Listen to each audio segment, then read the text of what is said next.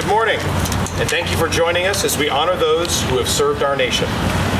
In just a few short weeks, we will be celebrating Thanksgiving, a time set aside for us to give thanks for the many blessings we've received.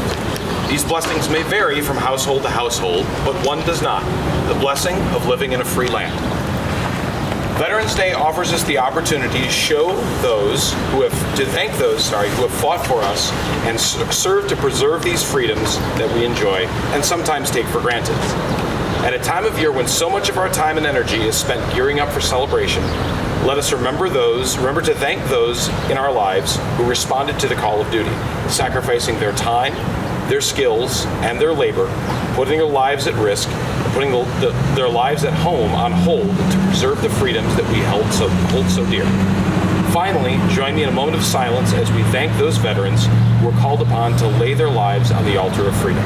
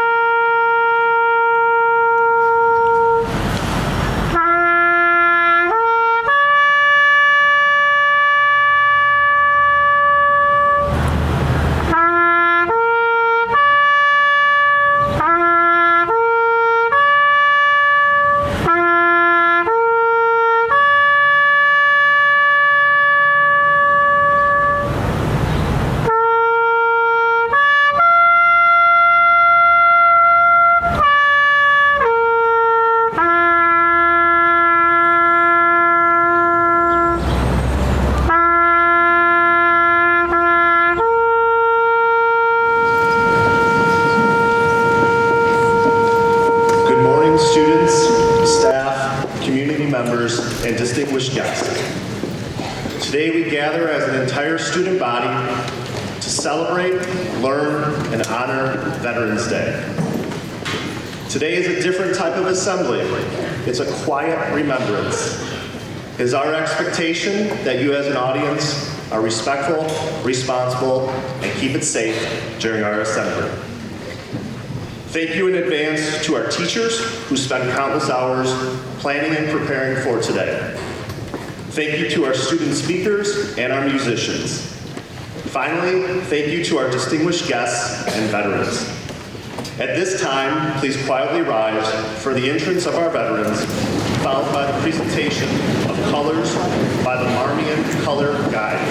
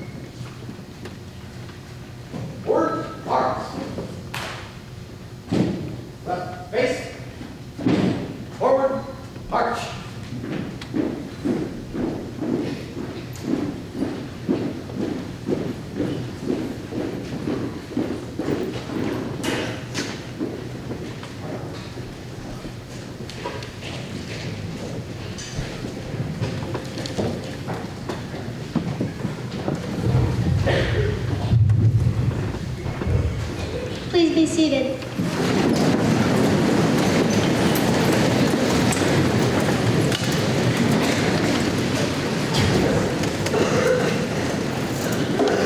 It has survived battles, inspired songs, and evolved in response to the growth of our country in many ways. We salute to it, sing songs to it, and many of us pledge our allegiance to it on a daily basis. It's the American flag. The American flag is a unique message of national independence, individual liberty, and of patriotism. For more than 200 years, the American flag has been the symbol of our nation's strength and unity. While the origin of the first American flag is unknown, many people believe that Betsy Ross sewed the first American flag in 1776. Between 1777 and 1960, Congress made several decisions that changed the shape, design, and arrangement of the flag. The Congress also allowed stars and stripes to be added to represent the addition of each new state. On June 14, 1777, the Continental Congress passed an act establishing an official flag for the new nation. The resolution stated, resolved that the flag of the United States be 13 stripes, alternate red and white, that the Union be 13 stars, white and blue field representing a new constellation. The colors of the flag are symbolic as well. Red symbolizes hardiness and valor, white symbolizes purity and innocence, and blue represents diligence, perseverance, and justice.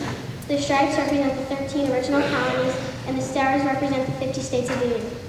The American flag has been proudly placed in some pretty amazing places. In 1909, the flag was placed at the North Pole. In 1963, it was placed at the top of Mount Everest. In July of 1969, the flag was flown into space when Neil Armstrong placed it on the moon. And the first time the American flag was flown overseas was on a foreign fort in Libya over Fort Dern on the shores of Tripoli in 1805. In conclusion, the American flag has been around a long time, has been to a lot of interesting places, and has changed in appearance over the years in many ways. But it always has and always will represent bravery, hope, freedom, and respect for our great country, the United States of America. At this time, would you all please stand and join me in the Pledge of Allegiance?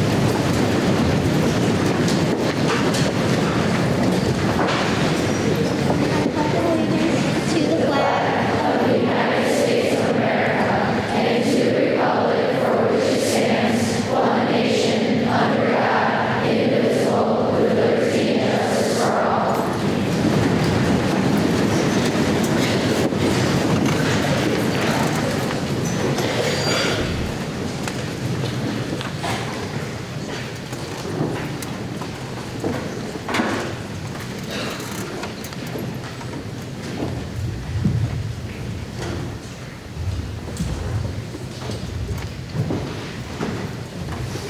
Thank you. We all know the Star-Spangled Banner is our proud nation's national anthem. But do you know how it was written and who wrote it? Francis Scott Key was born on August 1st, 1779. He was married in 1802 to Mary Lloyd, and he had 11 children. He became a successful lawyer and helped his uncle in the case of Aaron Burr, the man who killed Alexander Hamilton. He wrote the Star-Spangled Banner in 1814, and he tried to free his captured friend from the British during the Battle of Baltimore. When he negotiated his friend William Bean's freedom on a British ship, but he had to stay on the ship as he watched the British attack Fort McHenry. In the morning, he was sure the British had taken over the base, but saw as the mist broke apart, our flag was still there. This is a symbol of hope and victory for America, and this inspired him to write the poem that we all know today. The poem was originally called Defense of Fort McHenry, but when the poem was published, it was renamed the Star-Spangled Banner and put to the tune of an old pirate pub song. And although it was a popular song in the Civil War, it was not the national anthem. In fact, we didn't even have one until 1931. It was then that Herbert Hoover signed the bill that officially made the Star-Spangled Banner our national anthem. Over the years, the Star-Spangled Banner has inspired many of us. Key's now famous words have given proud significance to a national symbol for generations of Americans. Now, please stand as the 7th grade orchestra plays our national anthem.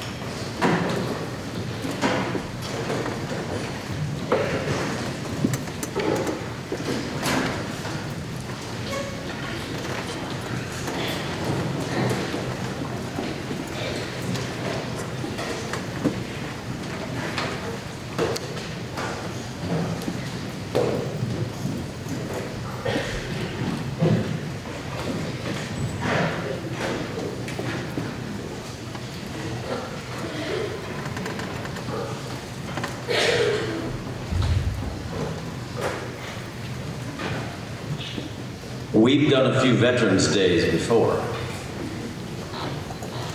Not like this. Every student in this school is in this room. You've belonged here, and it's a right and good thing that you are.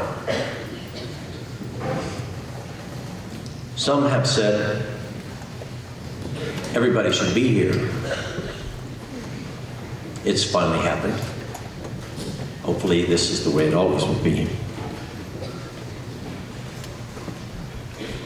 Long ago, a small group of 7th grade teachers and their collaborators from the music department put the first of these Veterans Day assemblies together. The order of magnitude that today represents, though, is an excellent increase. Kids and the vets are the main reason this day is happening. And very, very possibly one of you in the bleachers will someday sit in the front row at this assembly. This feels really right. One person set all this in motion. She's here today. She is a daughter of Batavia, a revered and distinguished educator. The main reason why we're all here. This is all you're doing, Barbara. Sam would be proud, and we are proud, so proud. Barbara Kalina.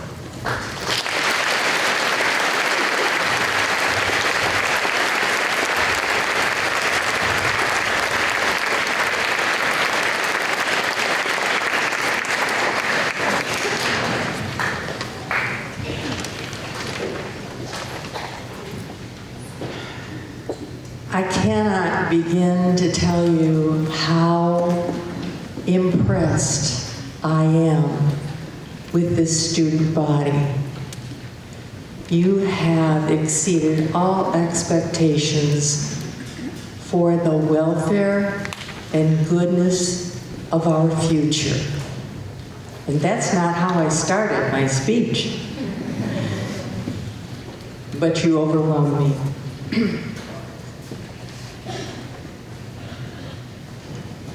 I begin with this flag.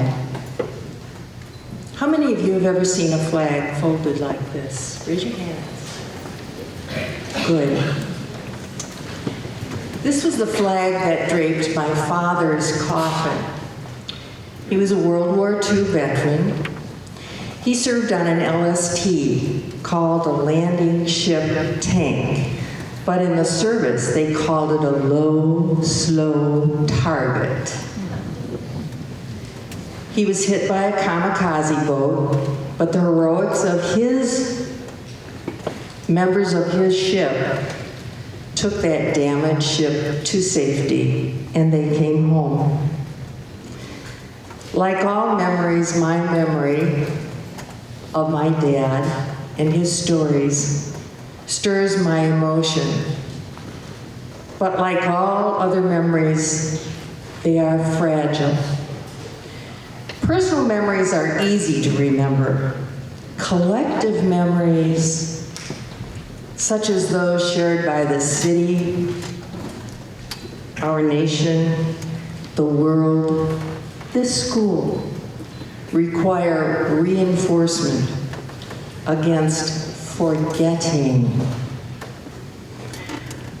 In the last 100 years, a lot of things have happened to this country and in this country, and I've chosen 3. The first one, 9/11/2001, when the Twin Towers came down and the Pentagon was hit, and a plane was hijacked and stopped by heroics of the people on board.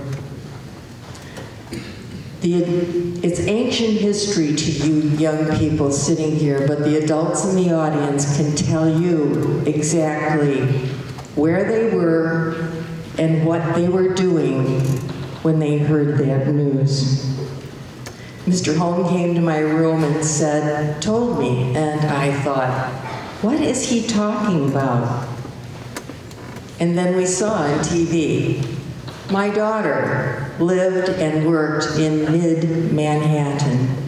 My son was there on business and saw the second plane hit from the windows of the room and building in which he was working.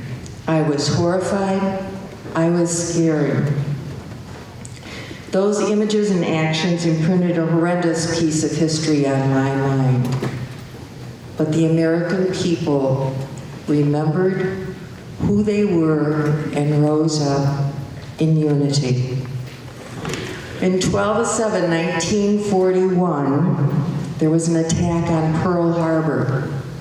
President Roosevelt called it a day of infamy. It ushered us into World War II, that same war in which my father fought, and my husband, who's sitting here. It was a war against Japan, and then Germany, and then Italy.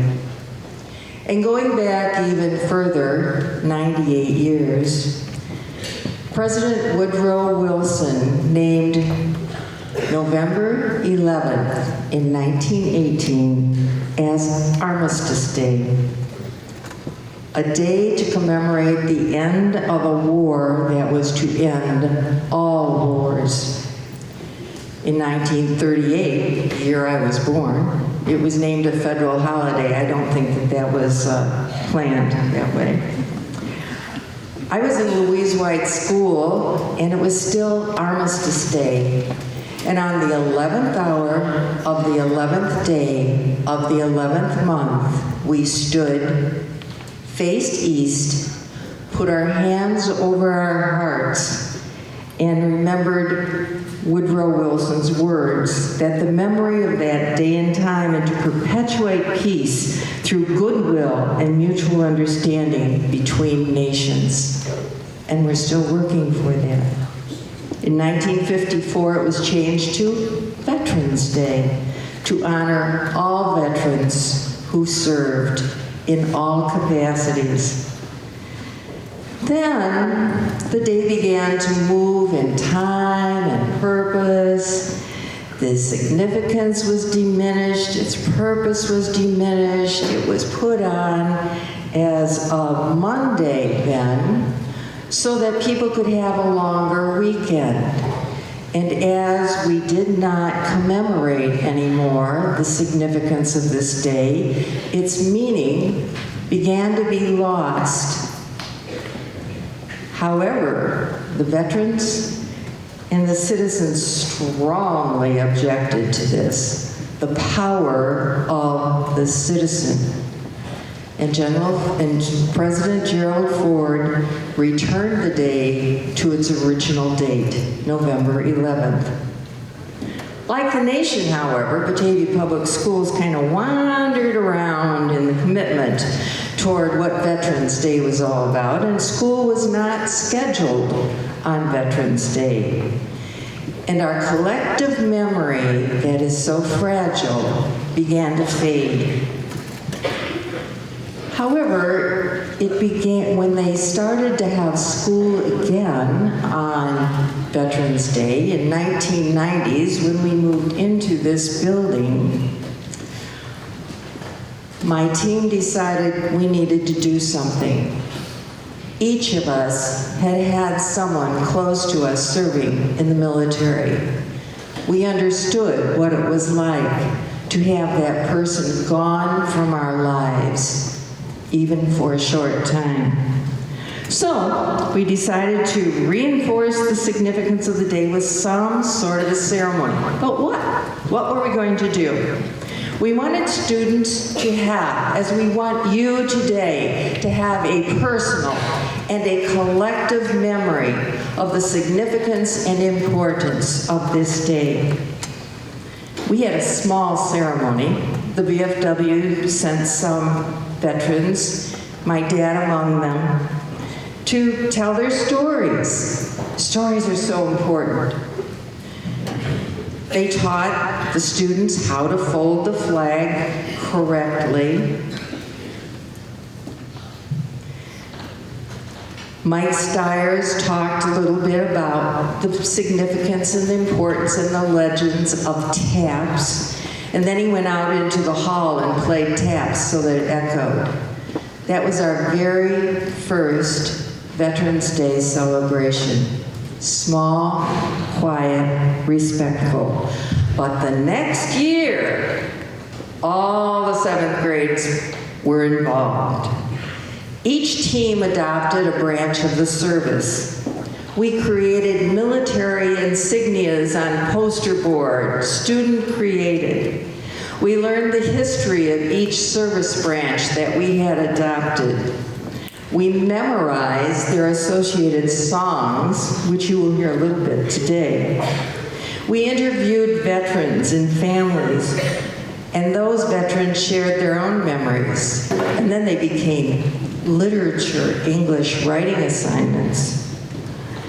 They shared those interviews with classmates, with teachers. We learned a lot about each other and each other's families. One year, Mr. Lamelot decided, I don't know where he is, Mr. Lamelot decided we should practice our songs better. So his advisory group learned their song and began marching through the halls, singing their song. Well, not to be outdone, the rest of us followed suit. And soon the halls of Rotolo Middle School were humming and bursting with the songs of the service branches. On November 11th, by that time, we were no longer in a classroom. We moved to the cafeteria. The 7th grade band, orchestra, and chorus performed.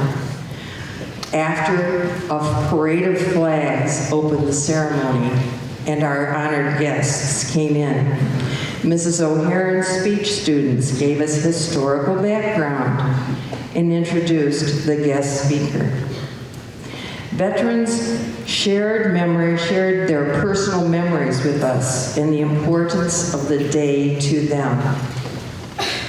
So that void that had existed when we did not come together as student citizens on Veterans Day to honor and to remember what it was all about, was beginning to be filled completely, and we built our own collective memories. When the service songs were played, each team that represented the branch stood up and sang with gusto and held their posters high. They were proud to be associated with each of those branches. When they were completed, like you filed into this room, they filed out in silence, accompanied to the beat of a drum. And for we adults, there weren't many dry eyes. Those actions and the images solidified our understanding of Veterans Day. Abe Lincoln, in his Gettysburg Address, said something that I echoed in my mind. He challenged us to build upon the memory of the veterans who had fought there. But his words apply to the veterans of all wars and to those of us who are the beneficiaries of their actions. He said, "The world will little note nor long remember what we say here, but it can never forget what they did here. It is for us, the living, rather, to be dedicated here to the unfinished work which they who fought here have thus far so nobly advanced. Our work toward peace is not complete. To you, the students of Rotolo Middle School, I encourage you, take the time to act. Thank a veteran for his or her service. Ask about that veteran's story, and do it frequently, not just on this day. Create powerful memories. Nurture them carefully. Use them wisely. Build strong and active lives.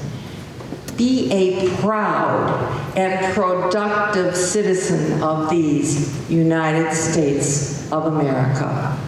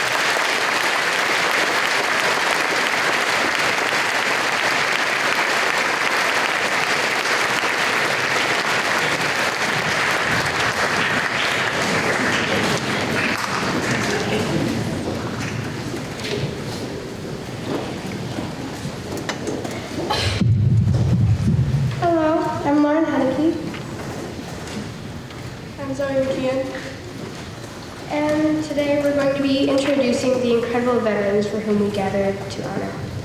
So please, right now, let's just give them a round of applause for everything.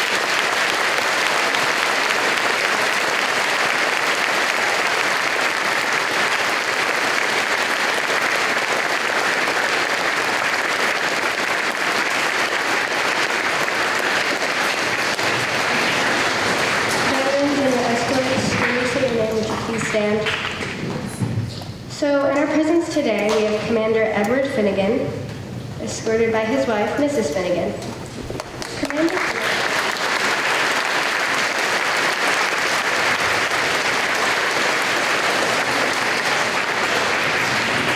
Commander Finnegan served America for 20 years in the Navy. Sergeant Steve Hopper, accompanied by his grandson, Brady Nanowski.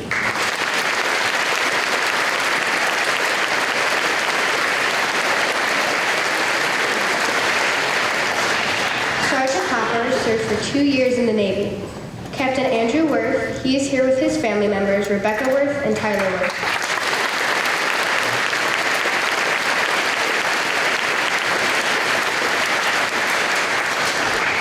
Captain Worth, we greatly appreciate your 3 years of service in the Air Force.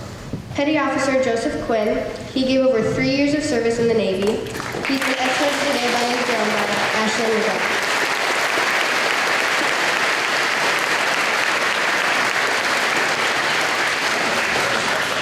Senior Airman Tammy Calza-Gironi served our country 3.5 years in the Air Force. She is accompanied by her son, Joseph.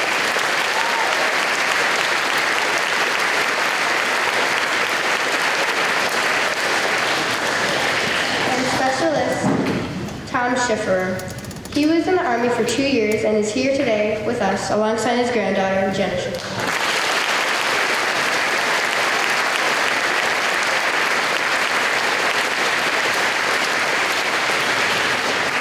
Thank you all for your time dedicated to our country. Zoe will now introduce the other beloved veterans that we have with us today.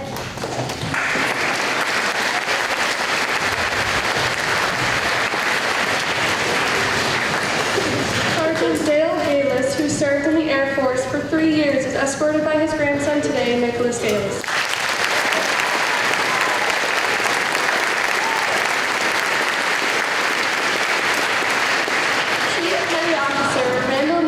Served 23 years in the Navy and is escorted today.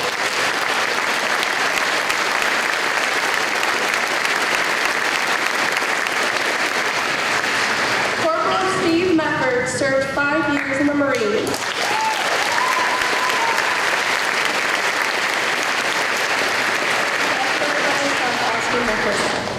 Sergeant First Class Mike Manser is escorted today by his grandson Ryan Manser.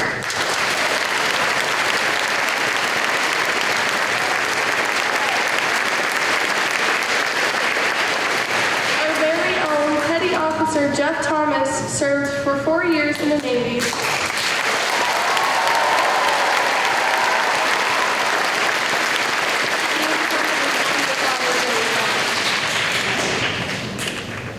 And our very own Corporal Mark Montgomery, who served for 4 years.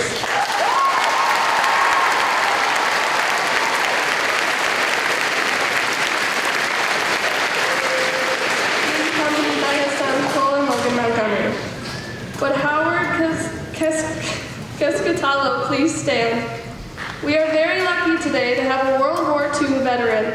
Mr. Cascatalo served in the Army as a navigator flying bombing missions over Dresden during World War II.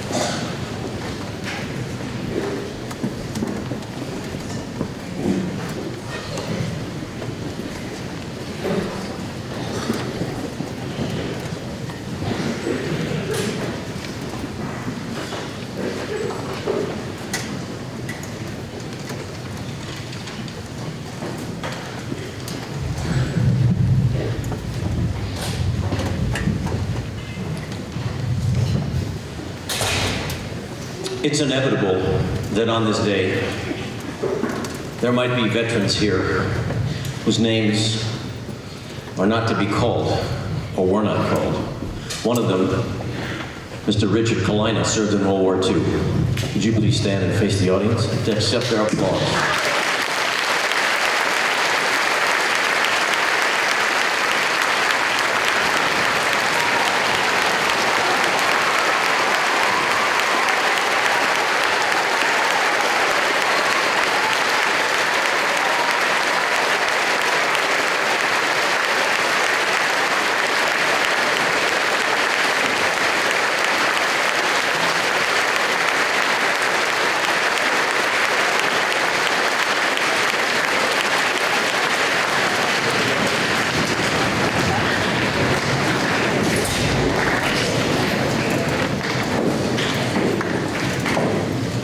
And for all the years the 7th grade was doing the assembly, up in the 6th grade wing just teaching school those 2 days, or that day, were Jeff Thomas and Mark Montgomery.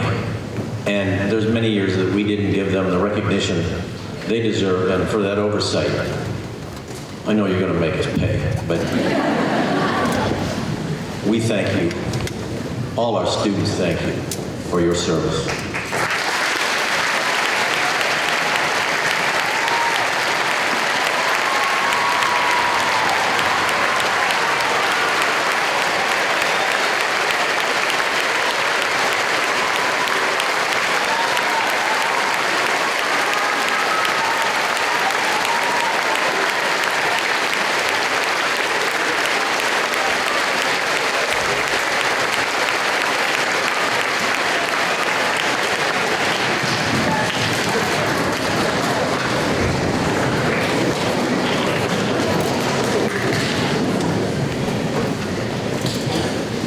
You're overcome with a sense of failure when you try to thank a veteran for his or her service, because you can't say, we can't say, thank you enough times, deeply enough.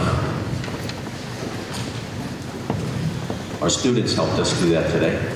More on that later. Our next speaker is described by his grandson as a professional eavesdropper during his military career. Sergeant First Class Mike Manser is a retired school teacher. Oh yeah. He was awarded the Purple Heart while eavesdropping. Students from the grade school where he came to speak say good things about him, so this should be a very welcome addition to our program. Sergeant First Class Mike Manser.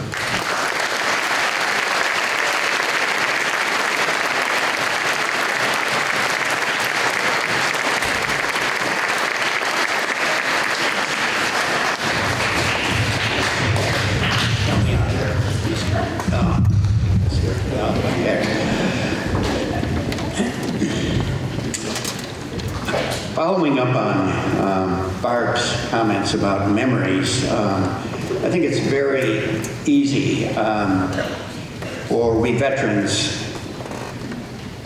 memories fill our lives. There were so many important peak experiences that we had. But one of the memories when I sat here in the middle school was my own experience in middle school.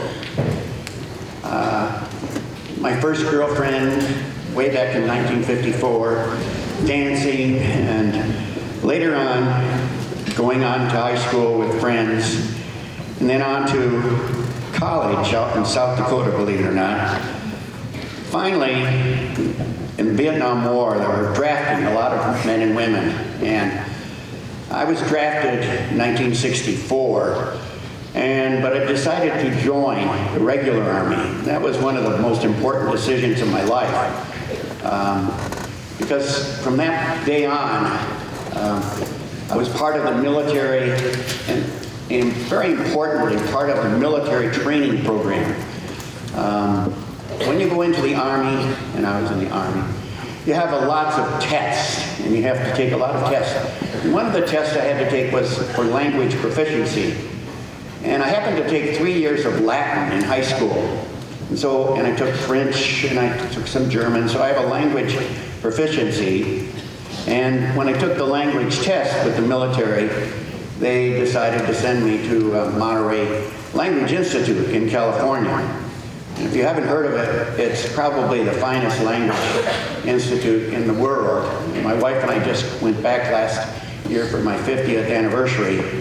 And so those memories are part of what I wanted to share with you today. The Army, I didn't expect everything that happened to me. When I think about veterans today and the tremendous suffering that they're having, it's hard for me to relate to that because my memories are all wonderful, powerful memories of doing great things, of seeing the world, of learning things, of making really good friends, and having service beyond comparison. After basic training, which was really a good thing for all of us, we had 8 to 10 weeks of really rigorous physical training. I'm sure I was in my best shape of my life down in Leonard Wood, and I wish to God some days that I was in that shape again. Boy, we could run and do everything well. Today I'm 74 years old and feeling pretty good, but think back on how good I felt in 1964 at Leonard Wood. Huge men, thousands and thousands of men were going off to Vietnam, and we didn't think much of it. We weren't afraid or anything. It was just part of our life. We took it for granted. But I got sent to Turkey, which I was kind of surprised with. And there I began doing the Russian interdiction work. We were spying on Russia. I was on the Black Sea, and we were low on men, so we were working 12 on and 12 off. And we were trying to keep track of Russian airlines, their Air Force, but most importantly, their Russian space mission. It was amazing to me the kind of quality of knowledge that we could gain in 1964 about Russia. I mean, we knew everything you could imagine. Our intelligence was tremendous at that time. I mean, we took pictures inside of the spacecraft of cosmonauts. We knew their heartbeat. We knew their name. We knew how many children they had. We knew what fire departments had guns in Moscow. It was incredible. I think about the tremendous intelligence they had then, and then I begin to wonder what kind of phenomenal intelligence we have today. I am a little concerned about today. I'm a little concerned about the rhetoric we've had during this election about war and bombs and rockets. And I hope to God we all have the common sense to recognize that war certainly isn't an answer to our problems. That we have many powerful people and good people that can hopefully come up with solutions to tremendous problems that are happening. I don't want to see any more soldiers have to go over to Syria and get killed and have terrible damage to their brain and to their life. My cousin his whole face was destroyed. He's still alive in Vietnam. And feeling that and seeing that really causes me concern. I was very active in this election today, this past few months. And I'm concerned about our future, but I'm going to have faith that our Congress and the whole government will have common sense and try to continue our success as a country, strong and clean and good, and a leader in many of the values that we hold strongly. After Turkey, though, then I got to go to China, and that was really the most exciting part about my career. I took 57 weeks of Chinese Mandarin, and I am a fairly proficient Chinese language person today. We were spying on Mao Zedong at the time. 有一天毛泽东是很厉害的人，美国比中国不太朋友，所以美国的人听着他们的 secrets. And we were in Taiwan, and we would interdict all of the Chinese transmissions that were happening in all of the mainland of China.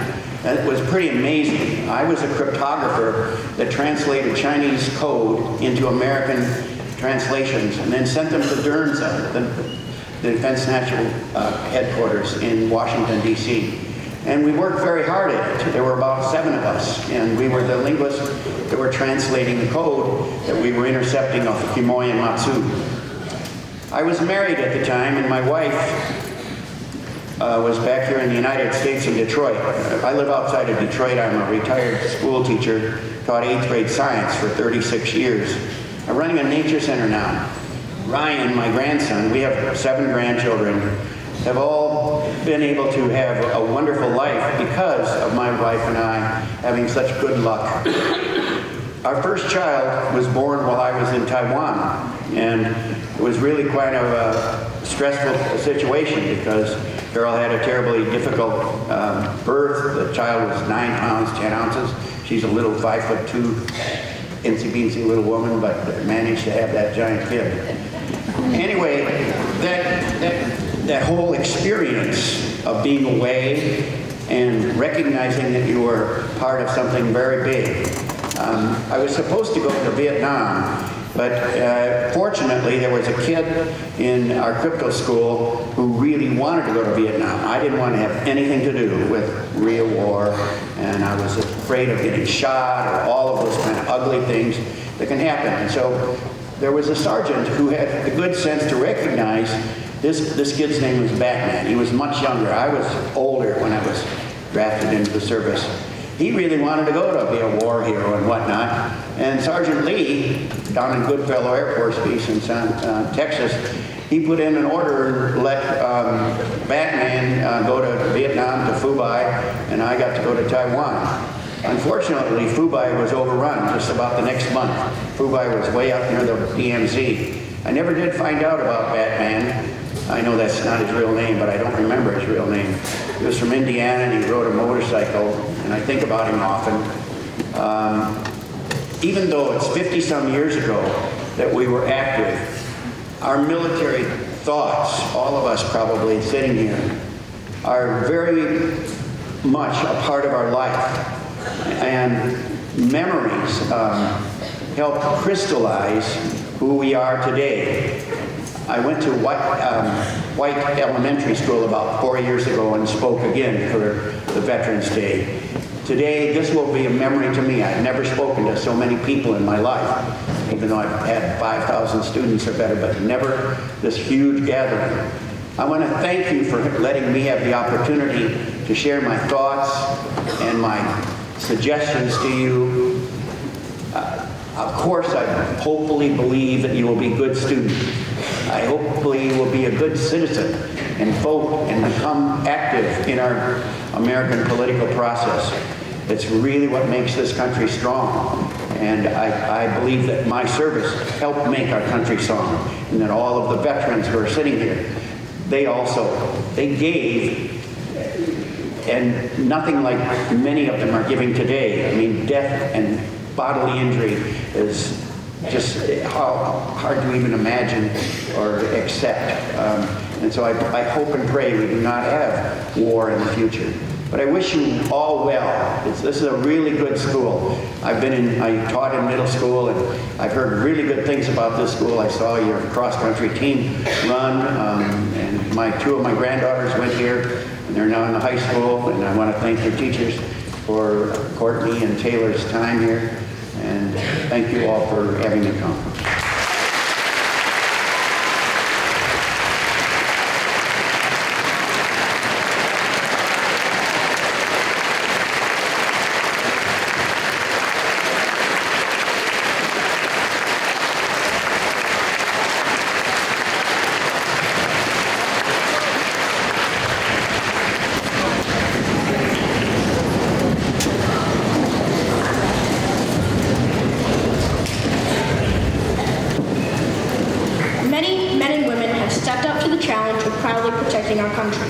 They risk their own lives to protect ours. Many have gone above and beyond what is expected of them to provide us with the security and freedom that we enjoy every day. Each and every person who serves our country in the military deserves our thanks and respect. They're all heroes. But sometimes a soldier does an incredible act, a feat so courageous and beyond their call of duty that the U.S. government presents this soldier with an award known as the Medal of Honor. The Medal of Honor is the highest award for valor in action against an enemy force, which can be bestowed upon an individual serving in the armed forces of the United States. We have the great honor of having one of these special American heroes with us today. In the mid-1960s, Sergeant Alan Lynch served our country as a radio operator. While involved in an operation near a small village in Vietnam, he saw 3 injured soldiers in need of assistance. He knew they would only survive if they got immediate medical attention. That was going to be almost impossible because the enemy was quickly closing in. Sergeant Lynch single-handedly grabbed the men one at a time and ran with them across the battlefield through round after round of enemy gunfire. He took the men into a trench and defended them for 2 hours, armed with only a rifle and 1 grenade. His army unit withdrew. Sergeant Lynch stayed with the injured men. Finally, he ran back and forth, carrying the men to a more secure location. That day, Sergeant Lynch made a courageous decision that put his own life on the line and saved the precious lives of 3 other Americans. Because of this brave act, he is one of the 76 living recipients of the Medal of Honor. At this time, it is my great pleasure to invite you all to stand and greet our main speaker of the day, Sergeant Alan Lynch.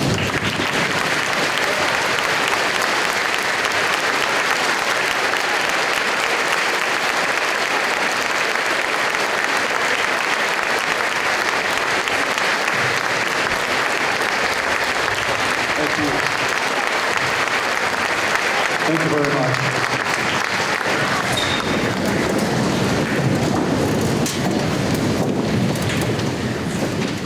Wow.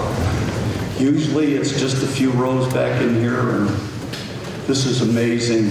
Thank you for doing something like this on Veterans Day. This is just outstanding. I want to talk about the cost of freedom, but before I do that, I think it's important to understand what makes this country different than a lot of other countries. See, every one of us who serve in the armed forces, we take a solemn oath. Now, me being a little bit of a, kind of a smart mouth, there's another word I could use, but I would not do well here then. But when we're drafted, when we enlist, we all have to take this oath. And what happens is you're sitting and they're treating you really, really, really, really nice.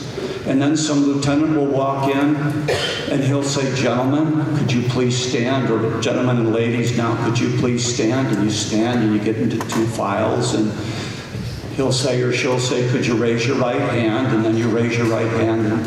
And this is where I kind of want to be a smart mouth and say, "Repeat after me. I," state your name. Now I want to go state your name. But I didn't do that because I kind of felt that might not be a good idea.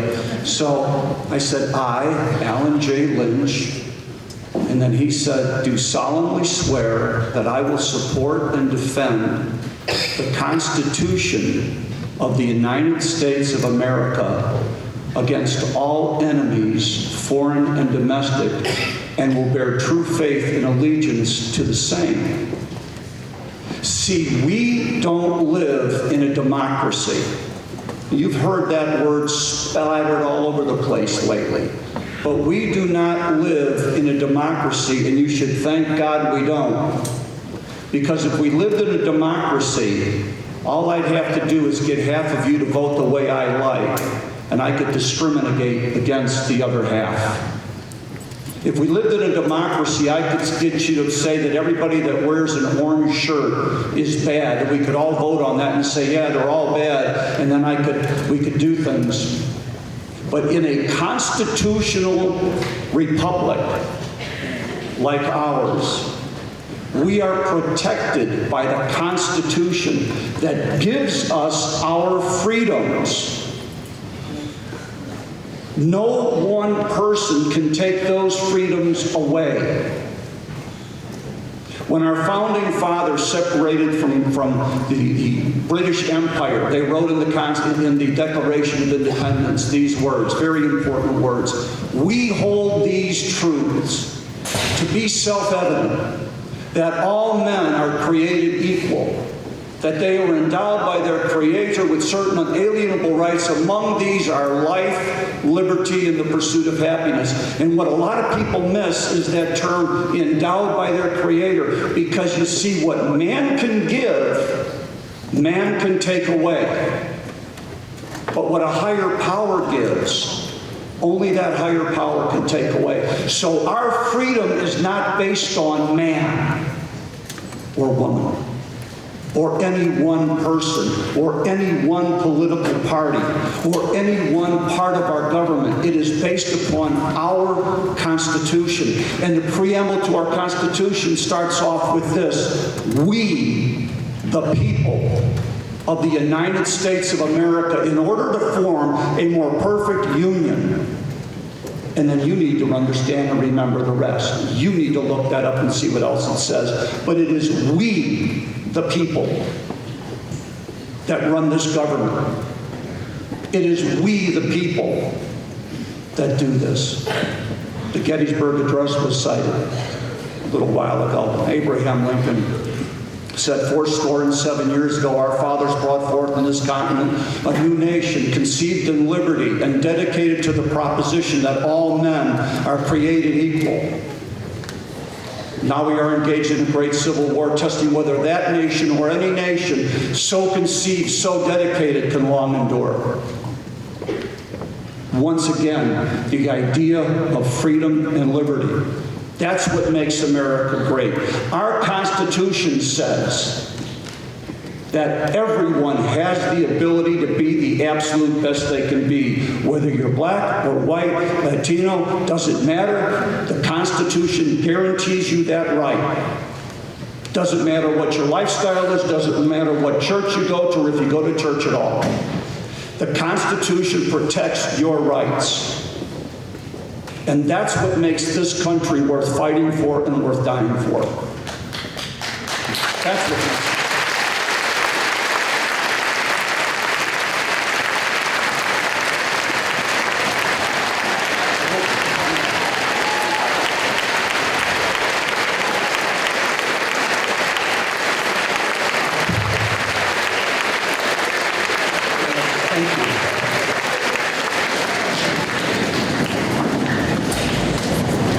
Sadly, folks, we live in a world where not everybody believes that. There are countries and there are people in this world that want to take away your freedom, that want to say to you, if you're a young lady, you can only do certain things. You cannot succeed. You cannot be anything other than what we tell you to be. There are countries in this world that if you are the wrong religion, you'll have to pay a price for that faith. And some do. There are countries in this world that will not let you succeed because if you do, that means that nobody else can. In this country, we inspire you to be the absolute very best that you can be. We set no boundaries on you. No boundaries. It's all up to you. If you want to do it, you can achieve great things here in this country. This is why it's worth fighting for. This is why it's worth dying for. This is why all of these men and women have served, to make sure that you get the opportunities that so many around the world don't get. And you can pay us back for the sacrifices that we made by being the best person you can be, by achieving great things, by not just settling for second best. Strive to be the absolute best you can be. That freedom that we bought and paid for you with our blood, with our lives, with our limbs, means something only if you grab it and take advantage of it and use it to make this country better, to make this a better place to live. We're not perfect. We've got a lot of things that we can change. And pretty soon, it's all going to be yours. You'll be the leaders. You'll be those serving. You'll be the teachers. You'll be the politicians. If you want to pay us back for the freedom that we've given you, strive to be the absolute best person you can be. Strive to be the absolute best at whatever chosen profession you choose to be. If you can do that, doesn't mean you're going to succeed, but if you can do that, you'll have paid us back a lot. Thank you for your time.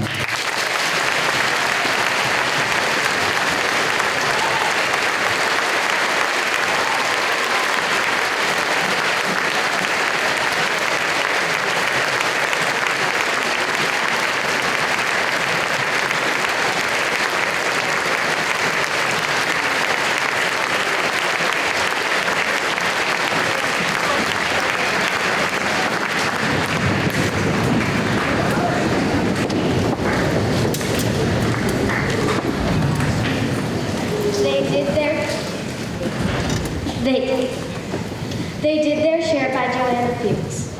On Veterans Day, we honor soldiers who protect our nation. For their service as our warriors, they deserve our admiration. Some of them were drafted, some were volunteers. For some it was just yesterday, for some it's been many years. In the jungle or the desert, on land or on the sea, they did whatever was assigned to produce a victory. Some came back, some didn't. They defended us everywhere. Some saw combat, some rode a desk. All of them did their share, no matter what the duty.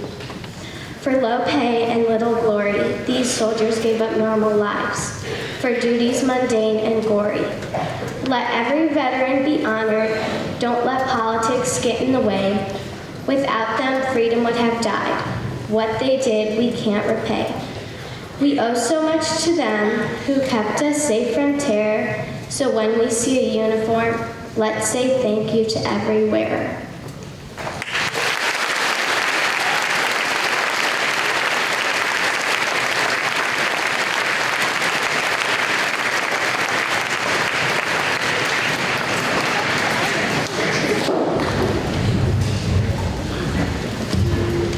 For over 200 years, the men and women of our armed services have defended the United States and continue to keep vigilant watch over our great nation. Created in 1775, the Army, Navy, and Marines have participated in every war since the American Revolution. Our current Air Force originated in 1907 as the Aeronautical Division of the Army Signal Corps, and was later the Army Air Corps, and finally the United States Air Force after World War II. The debt and gratitude we as a nation owe these brave soldiers cannot be measured. With this tribute and song, let us remember those who have fallen and those who continue to serve. We ask that our veterans please rise when your service song is performed by the 7th grade band. Audience, we encourage you to applaud respectfully to recognize their service and sacrifice. Ladies and gentlemen, the 7th grade band.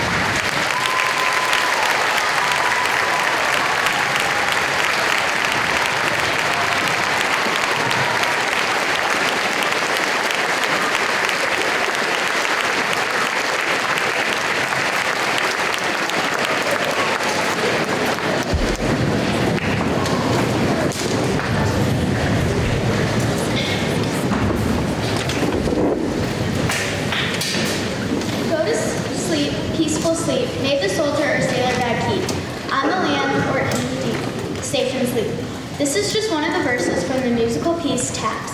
Taps is a ballad played at wreath-laying services and military funerals. The song was sounded at dusk for the fallen soldiers of the American military. Taps is usually played on a trumpet or a bugle. There are two theories about the creation of the song. And although the second one has more evidence to prove its validity and is more likely true, they are both very interesting. One theory is that during the Civil War in 1862, Union Army Captain Robert Ellacombe was near the Harrison's Landing in Virginia with his troops. The Confederate Army was also near this land for the 7-day battle that would follow. Later that night, Captain Ellacombe heard a soldier on the battlefield moaning. He didn't know if it was a Confederate or Union Army soldier, but decided to risk his life to get the wounded man. Once he got to him calling through gunfire, he realized it was a Confederate soldier, but he decided to bring the soldier back. Once he reached Union territory, he lit a lantern and realized the boy was his own son. The boy had enlisted in the army without telling his father. Sadly, the boy had already died by the time they reached the camp. The next morning, a heartbroken Ellacombe asked to give his son a full military funeral. Ellacombe's request was only partially granted because of the boy being a Confederate soldier. The captain wanted a band to play the song he had found in his son's pocket. He was only allowed one band player from his superiors out of respect for the captain. The captain chose a bugle player. The melody the musician played was taps. Researchers at West Point say that there is no evidence that Robert Ellacombe or his son ever lived, giving no support to the truth of this story. The second theory is much more likely. The second theory is that taps was a revision to the signal of the lights out in military camps. Taps was adapted by the Union in July of 1862 by General Daniel Butterfield. Butterfield did not like the current lights out signal because he believed it was too formal to signal a day's end. With the help of a bugler, Oliver Norton, they worked on an earlier call. To honor his men while at Harrison's Landing, Virginia, after the 7-day that would follow, the signal sounded. The new signal that sounded in July of 1862 soon spread to Union Army units all over the country and was sometimes used by Confederate armies. The song, now known as Taps, was proclaimed an official bugle call after the Civil War ended. Researchers say that they have found letters between Oliver Norton and General Daniel Butterfield planning to meet to revise the song. Taps has become an important part of military funerals. The 24 notes are a way of showing respect for the fallen American soldiers and the ones who still protect us today. It is now my pleasure to introduce you to the 7th and 8th grade trumpet players playing taps.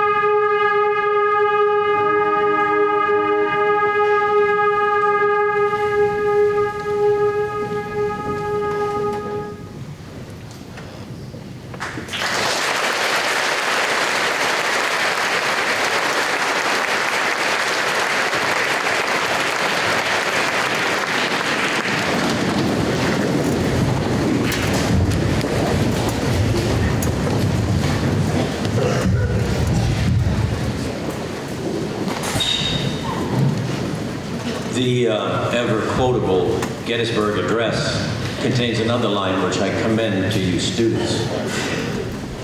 And as you hear the words, think of the veterans who sit before you. It is for us, the living rather, to be dedicated here to the unfinished work which they who fought here have thus far so nobly advanced.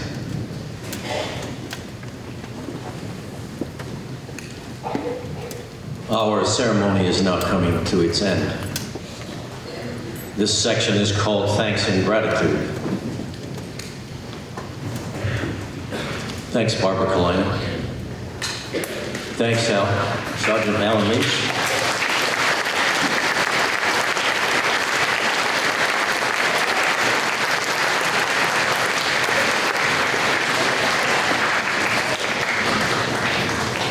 Thank you, Sergeant Mansour.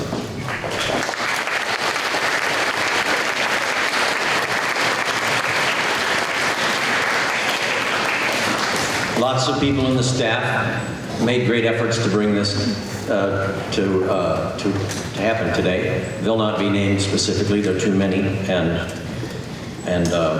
we'd also like to thank the Marmion Color Guard.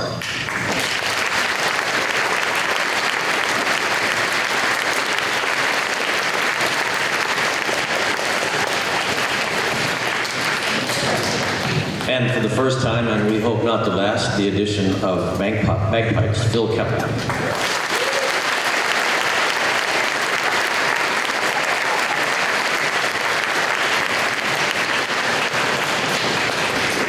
It should be noted that Phil was homeschooled, but he came here because he heard of the world-renowned music program at Rotolo and just had to become a part of it. Today is really all about the kids and the pets. It's one of those rare holidays. It's maybe the only one where the people who are observing the holiday are in the presence of the people to whom their salutations are directed. They're here. Their country asked them to serve, and seated before you are people who, when asked, came up with this answer. Yes, they served, they accepted. And this section called Thanks and Gratitude, the thanks is done. We've mentioned the names. That's a fleeting thing to do, to say thanks, but the gratitude. Many of us came here with hearts full of gratitude, and some of us are just learning about the gratitude we owe. Gratitude for some of us deepens and begins anew today. The thanking part is over. The gratitude never ends. We thank you so much.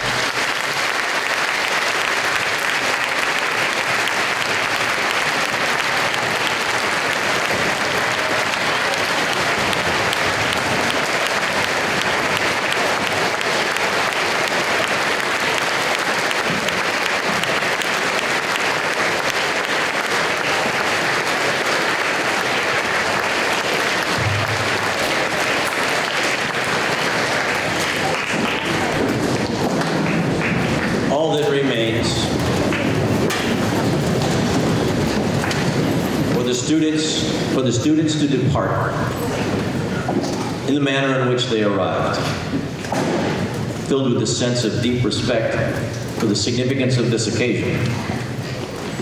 The pipes will play again, and with a silence and at a pace that communicates the respect you have for this day. We ask our piper to play and our students to take their leave.